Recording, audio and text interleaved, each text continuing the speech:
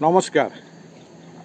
আজকে আমি কবি সওদা খানমের একটি বিখ্যাত কবিতা বিজয় মিছিল আপনাদের শোনাচ্ছি। থমথমে জনবহুল ওই গাছটির নিচে আজও আমি খুঁজি তোমাকে মা।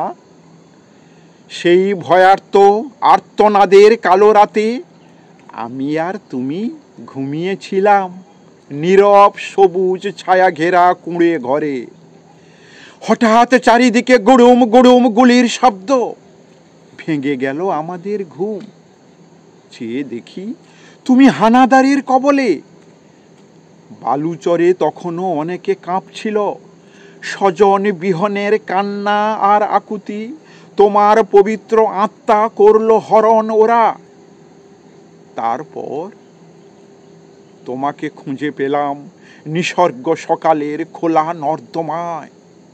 তোমার মৃত্যু হলো এক সবুজ কাপড়ে, তোমার রক্তাক্ত সেই মরদেহ দিয়ে তৈরি হলো বিজয়ের মিছিল, তৈরি হলো বিজয়ের মিছিল।